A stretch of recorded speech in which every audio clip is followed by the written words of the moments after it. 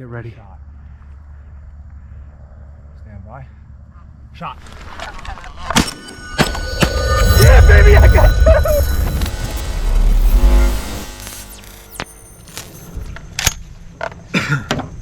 two! Hey, welcome to the 7th episode of Fire Island Catch and Cook. It's been about 2 months since the release of my last video. I took a little hiatus to get married. I'm a married man now, and work was very crazy, but now things have kind of leveled off and we're getting back into filming. I've been out filming some fishing content. I do have content, but I'm not overly excited about it. I've been getting on a lot of short fluke, been working bunker pods, and haven't really been producing there. Did go on a tuna trip, but we had some short tuna, so I'm kind of just holding off for some really exciting footage. But today is opening day of geese season, goose season, and Shane and I, who you met in the bluefish video, Shane's also my hunting buddy, we are about to get on it for opening day. So we are going to get out there, we're going to get to our hunting spot, and I hope to get some really good content for this video. See everybody out there.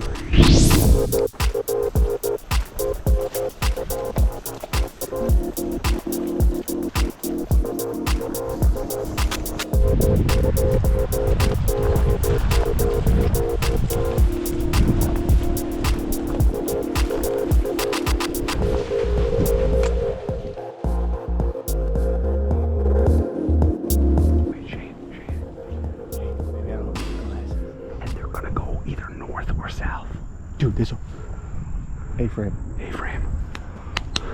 Alright, Bob, listen. You don't understand how quiet we have to be. I know. So here's what we have to do. Yes, here's what we have to do. You have to go far right. I'm gonna go far left. Okay? Nice and easy. Get ready to reload, too. I'm ready.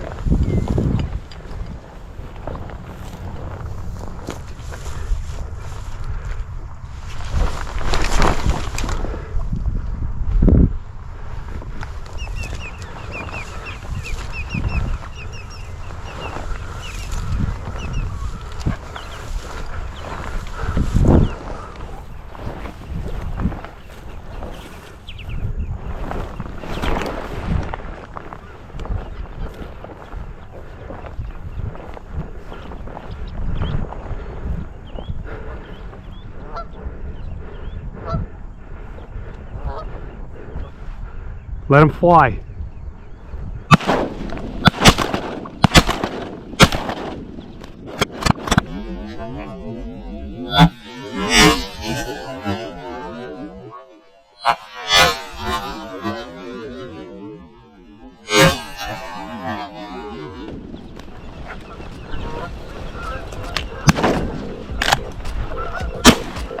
I got 2. I'll grab this guy. Let's go. Part of the season, baby. Three down, bro. 3 down. We're eating good.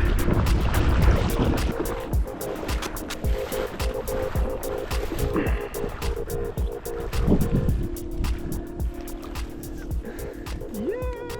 Bro. Yes, sir. Oh. Safety's off. Holy shit. Stay down. Close. Wait. Get ready. Shot. Stand by. Shot.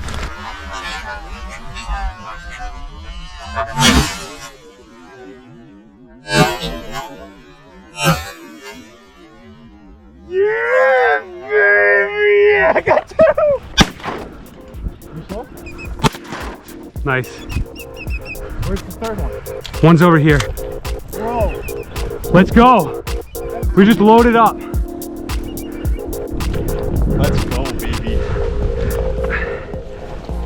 Look at all this. All right, we got 5 geese in the back of the truck. What a way to start opening day. I could not be more excited. We lost one somewhere along the way. That's really upsetting to me. But we searched high and low for it, could not find it. Either way, we're taking this back into the backyard. It's wet, it's rainy, it's dark, it's actually kind of chilly.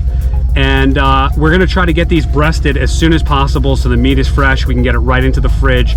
We're gonna be making goose pastrami Sounds weird, it's absolutely incredible, and it pairs incredibly well with my homemade sourdough bread. So we have an epic time in the kitchen coming up. We're gonna get back there, but holy shit, Shane. Awesome day. It was an awesome day. I think we got some really good footage here. I would have loved to bring out my tripod. This was a really quick after work session. Did not expect to run into this honey hole. Ducks were flying left and right. It was really difficult to not get on them, but that's not, we can't do that. It's not duck season yet. So that's why we're on the geese. And yeah, today we were shooting double Bs, which is a 3.5-inch shell. Out of the Stogers. And we're shooting Stoger M3500s, which is a great gun for throwing around in the mud. Very affordable with the inertia system. So we're back in the FICC outdoor kitchen. We got our 5 geese right here. Shane's gonna walk us through how to defeather and breast one of the geese, and then Shane and I are just gonna crank them out. Typically, you guys know I love doing multiple camera angles and all that stuff. It's raining right now, it's dark. It doesn't work well with the GoPros. So I'm gonna do the best I can to show everybody how to get this done. And then in a future video, the conditions might be better for us to do this tutorial. However, this is just the beginning of waterfowl season, so we have a lot more to go. And I wanna get this meat into the fridge so I can brine it and prepare it for the pastrami, which we're gonna do at a later date. So Shane, why don't you walk us through exactly what we're gonna do here? Great, so if you guys can't see, it's the back side of it. You wanna flip it over on its back, have its chest rolled up, and pretty much you wanna run the sternum line and pull all these out. Get it right into your garbage pail. It does make a massive mess if you guys aren't careful. So have a nice bag handy. Hopefully we don't get nice mark right banned there or on the shadow hip. banned from YouTube for this. So a good point is here. You can see towards the top of the cage and the sternum starting to hit the top of the bottom of his throat. That's a good indicator for you guys to stop kind of pulling if you want. It's useless past there. You're not really going to get any meat. Our initial cuts right on the side of this bone right here. If you guys can see that, I know it's a little tough for you, but just enough to start working that cage as you go.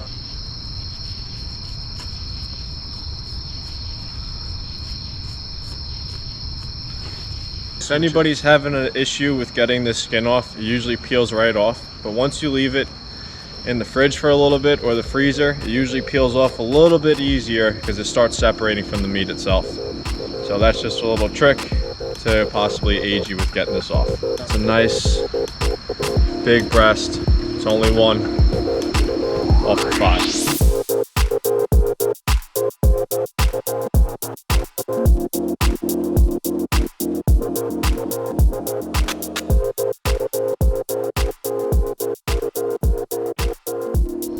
All right, so we have our breasts here, beautifully filleted. We're gonna put these in the fridge, and tomorrow I'm gonna come back. I'm gonna clean them up a little bit more than they're cleaned right now. We're gonna brine them, and I'll talk all about the pastrami process. All right, we'll see everybody tomorrow. All right, so we're back with better light conditions.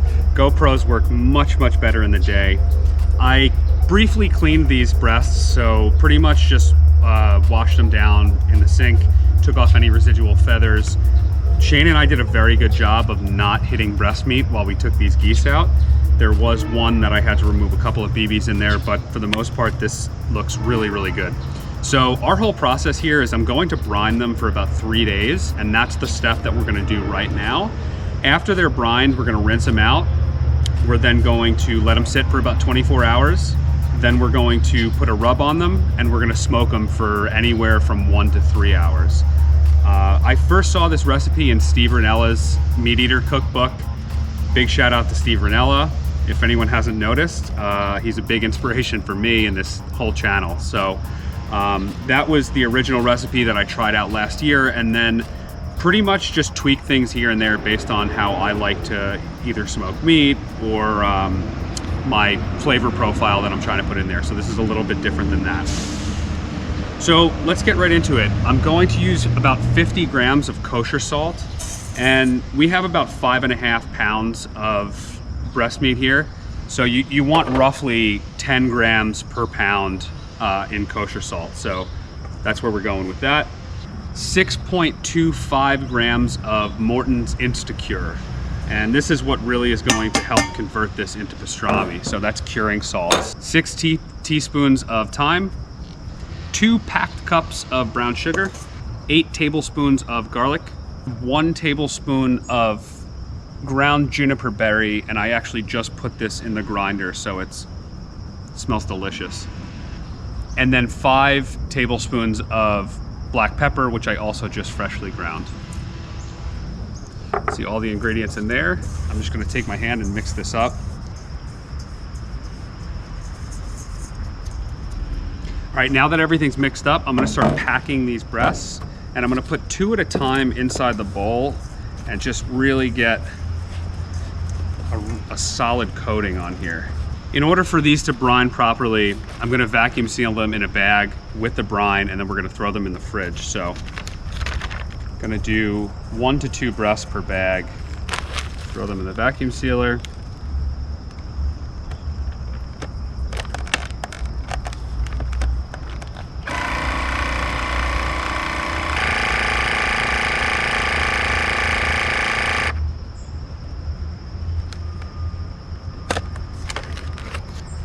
All right, that's 1. All right, so we have all of our breasts vacuum sealed with the brine. I'm now gonna put this in the refrigerator for 3 days.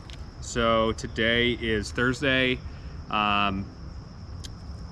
Saturday, Sunday, we're gonna pop them out, let them sit on the rack, and then I'm going to get into some fresh sourdough, because pastrami on an open-faced fresh sourdough with a little melted Swiss is where we need to be. See everyone in 3 days. All right, so we're gonna do a very quick segment on how to make sourdough bread. If you're really interested in doing sourdough bread, I suggest just YouTubing sourdough, because it's a very complex process that takes quite a bit of time and practice, and it's very technical. So I'm gonna go over a very quick version of how we do this.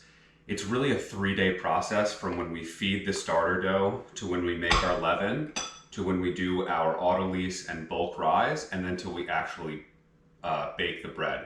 So sounds really complicated. I'm gonna sum it up really quick. This is my starter dough. I started this on November 27th of 2021, so we're gonna be coming up on a year for this. I used no yeast to get this started, so basically I harvested wild yeast to make this starter dough. I feed it once a week and keep it in the fridge. Some bakers feed it daily and leave it outside. So really, temperature affects the fermentation process for sourdough. So I fed this sourdough last night. I left it out overnight. As you can see, this rubber band was where the actual feeding happened. So it was about this high when I originally fed the starter dough overnight. It rose. It's at about peak height right now, so we know that it's ready to be used. So I'm going to take 35 grams of our starter dough, and I'm going to take my 75-degree 70 grams of water and put it right in with that mix. I'm going to mix the starter dough with the water just to kind of break it up a little bit. 35 grams exactly, and 35 grams of whole wheat flour. And I'm going to mix it up really good. So this is going to be an 87% hydration sourdough batch. This bread proofer is set at 78 degrees. I'm gonna put the leaven inside the bread proofer for 5 to 6 hours. In about 3.5 hours, I'm gonna mix our autolyse, just so that, and the autolyse is all of the flour that goes into the bread. I'm gonna mix that and put it in the proofer so it comes to temperature, so when we mix our leaven and our autolyse together, we don't have a discrepancy in temperature. So I'll see everybody in 3.5 hours when I mix that. All right, so the sun is finally up now. We're at 3.5 hours later. This is what our leaven looks like. So if you can see, this is where it was before, and now it's risen quite a bit. So we still have another 1.5 hours before we're gonna mix the leaven with the autolyse. We're gonna do 804 grams of the bread flour. Then we're gonna do 75 grams of the whole wheat white flour.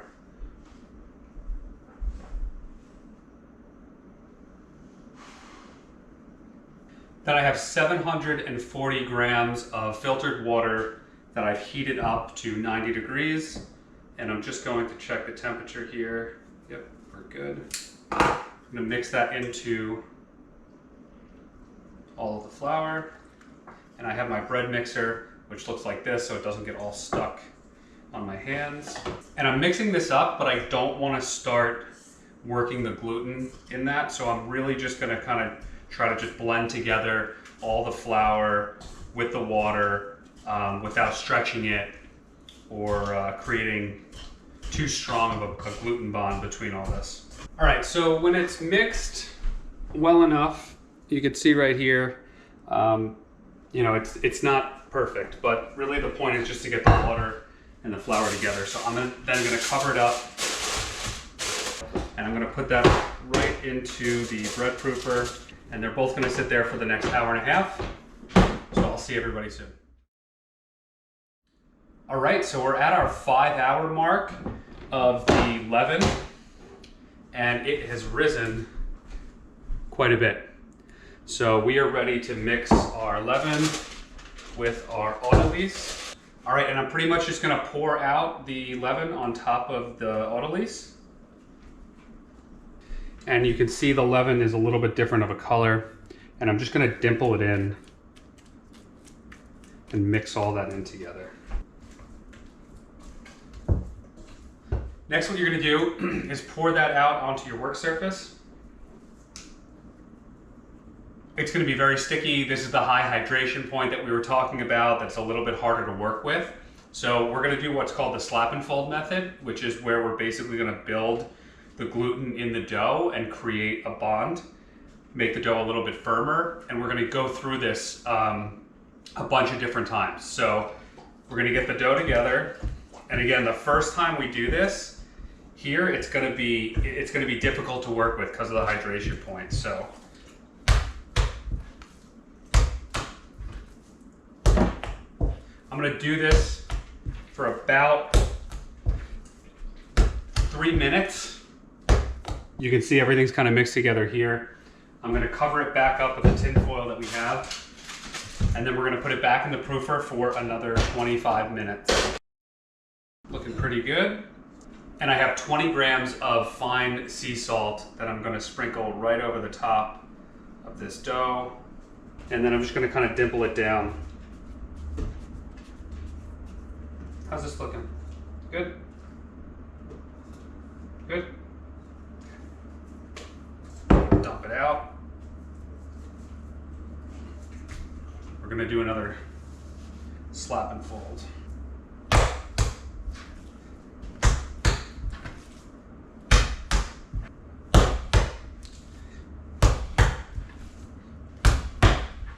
All right, so when we finish that slap and fold, putting the dough back in the bowl, I'm going to cover it up, and now we are going to get into the bulk rise phase of the sourdough.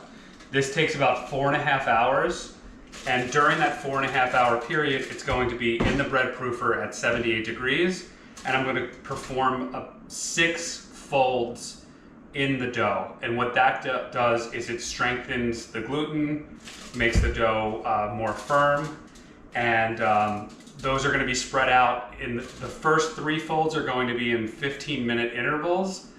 This last 3 folds are going to be at 30-minute intervals. And then the remaining time for the bulk rise of the 4.5 hours is just going to be spent just in the proofer. So I'm going to pop this in there, and I'll come back to do the folds every 15 minutes and then every 30 minutes. Dough stays in the bowl. I'm going to lift one side. I'm going to stretch it up without breaking it, put it over the top, go to the left side, up over the top, back side, right side, over the top, cover it up, put it back in. The way that I remember which side I folded is by the direction of the handle. As you can see right now, the dough is very stretchy.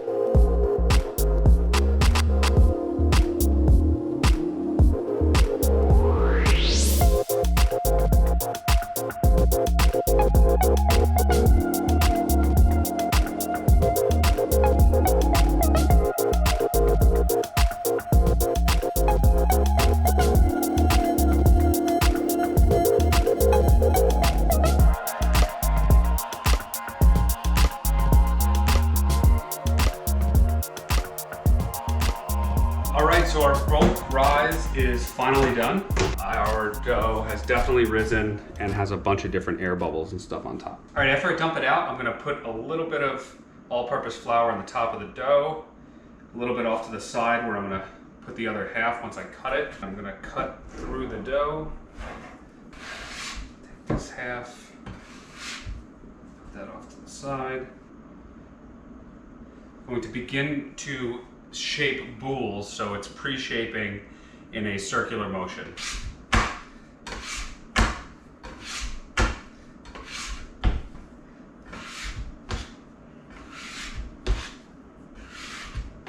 All right, so when both of my boules are done and pre-shaped, I'm gonna leave them out for 20 minutes. All right, last step before we cold proof these for 12 to 14 hours is just to shape them. And I'm gonna just further boule them. These are bannetons. This is what you're gonna put the bread in so it can cold proof overnight. I use rice flour when it comes to putting them in the bannetons because it keeps it from sticking to the cloth in there. The dough is nice and delicate. I don't want to push down on it because it's got a lot of air trapped in there, or not air, but gas from the yeast. So I want to keep it that way. I'm gonna flip it over. I'm gonna crisscross 3 times and then fold it so it's nice and tight. So we start at the top here like this. I'm gonna go down into the middle. And then in the bottom here. And then I'm gonna come up. I'm gonna go to the side, across, other side. And then I'm gonna come over here like this. All right, I'll put it into the banneton, seal it off, put a little extra rice flour on top. Some people are very good bread shapers. I'm not one of them, but the loaves still come out really nice, so. And we have our boules with the good side facing down so that when we flip them tomorrow, they're ready to go right into the Dutch oven. Take these bags, put the bannetons right in there. They're gonna go into the refrigerator. All right, so it's been 3 days since we started our brine on our wild geese breast, and they're looking really good. I could see that, you know, all of our curing salts are working. There's a good kind of crust on there. We got some juice from the brown sugar and from the meat. So I'm going to cut these open. 3 days is probably about as long as you want to brine this for, and I think that's the sweet spot. So I'm gonna open these up. I'm gonna put them in this bowl here, and then I'm gonna rinse them out, and we're gonna put them onto this drying rack, uncovered for a day in the refrigerator.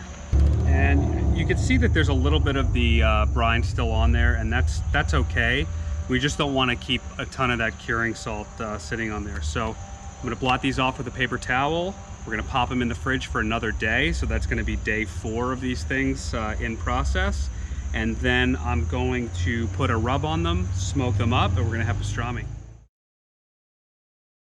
All right, so we're finally ready to bake our bread. I took the dough in the banneton out of the refrigerator for the cold proof. The oven is preheated to 500 degrees, and I took my Dutch oven and put that in there for 1 hour. So what I'm gonna do now is take some of this rice flour and I'm gonna put it onto this cutting board and then flip over my dough. We're then gonna take our little razor blade. There's some French name for this thing. There's French names for everything in bread. And I'm going to score it along the side so that when the dough rises, there's a place for the bread to expand. Otherwise it will kind of, I don't know, bust out somewhere. So I'm gonna do a nice cut. And then on the opposite side, if you want to be a little hipster, you could do a design in there, which I'm gonna do like a little flower thing. So, or like a, I don't know what it is. Go opposite on the other side.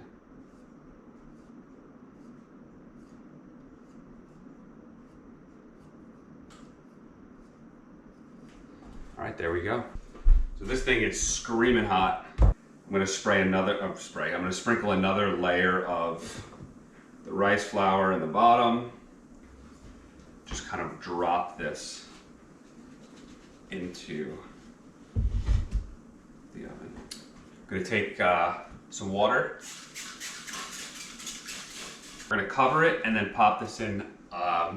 You can see it's right at the bottom here. Ow, it's getting hot. Woo. We're gonna pop this in for 25 minutes at 500. Then I'm gonna pop the lid. So that's our initial rise. And then I'm gonna drop it down to 450 for another 25 minutes. All right, we're at the 25-minute mark here. Oh, that looks great.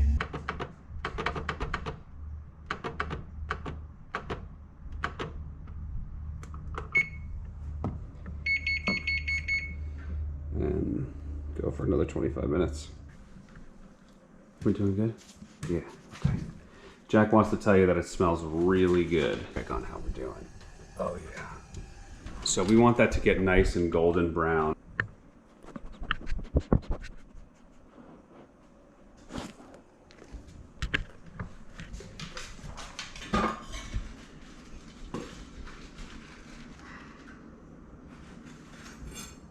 That is a beautiful loaf of sourdough bread.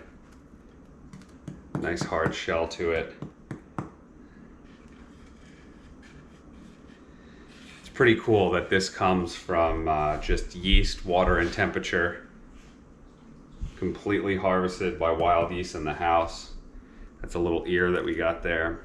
So, there we go. Now I'm gonna do the second loaf. All right, so both of these sourdough loaves are done. Let's check the crumb by cutting it in half and seeing how it looks. I can feel it's nice and fluffy inside. Beautiful. That's great.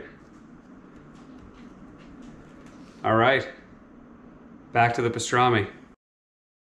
We are back and we have our wild goose breasts after they've been sitting for a full day in the fridge, and we have a lot of guests here with these bees. It's actually out of control. I don't know where the heck these things came from. So I'm just gonna throw some brandy in a bowl. We got Senator's Club right here. A 50-50 fresh ground pepper, flake salt blend. I don't really know how much is in there. I'm just going by eyeball. This is, you know, this is for the rub, so it doesn't have to be super exact. I have ground coriander, mustard seed, granulated garlic, smoked paprika, and I'm just gonna mix this up with my hand. Got a really nice rub here. Oh, I'm feeling it in my nose. As you can see, this is nice dark meat here, and it's cured really well. So we're gonna just put it right into the brandy, and I'm gonna put it back on the rack. The bees are gonna go even more crazy over this. But I don't know, maybe they'll end up in the smoker, a little extra protein. All right, so maybe this brandy is a bee trap. Put it over there. Got my rub, and I'm just gonna coat them. Put them back on the rack. All right, so we have the rub all over. Holy peppercorns up my nostrils. I'm now going to turn on my meter probe. We're looking for an internal temperature of 165. If he goes up my sleeve, he's gonna sting me. 2. You can see our big green egg is on 200 degrees. I have my setup here. Hickory smoke is going, which is really good. I have the convector, which takes the heat source directly off of the bottom of this, and I'm gonna just place these all around. So that's a perfect fit there. So we're gonna put these on for probably anywhere from 1 to 2 hours until the internal temperature hits 165, and then we're gonna come back, we're gonna eat these things. All right, we are at the 155 mark, and this cook has been going on for exactly 1 hour. So let's crack this egg open and see what we got. Wow, that looks amazing. Check out this breast. It looks amazing, and the smell is just incredible. So I got my hunting buddy, my taste tester. Everybody remembers Felicia from the past videos. Shane, 5 days of hard work here. This really was a pretty complex meal to put together. We had a 3.5 day process for the wild geese breast, and we had a 3-day process for the sourdough, and then we had the hunt on top of that. So all said and done, 5 days of hard work. Let's crack this open and see how it's looking inside. Let's look at that. That is beautiful. We have a nice little smoke ring around the outside. It's nice and juicy on the inside. I took the sourdough, we cut it open. I then put it on a cast iron skillet with a little Kerrygold butter. We have lacy white Swiss. Shout out to Jim Balducci. We got Biltmore champagne dill mustard. Jim always has the craziest things in his kitchen, and he gave Felicia and I a couple of these things. We love it. So what's better than pastrami on fresh sourdough with a little melted Swiss and champagne dill? I'm gonna go really thin slice on here.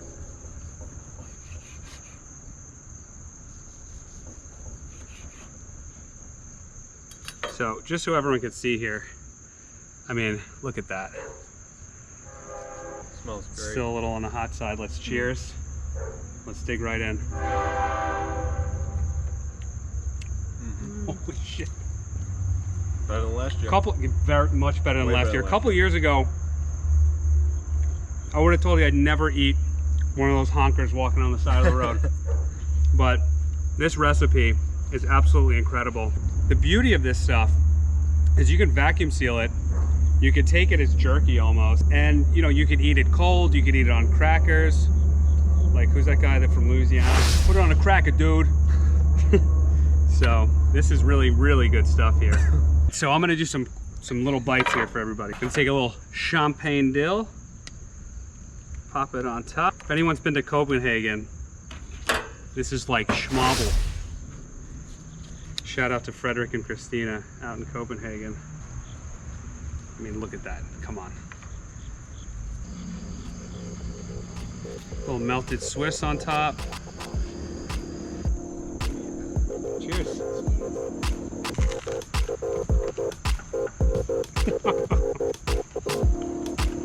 That is so good. Who knew you would like these?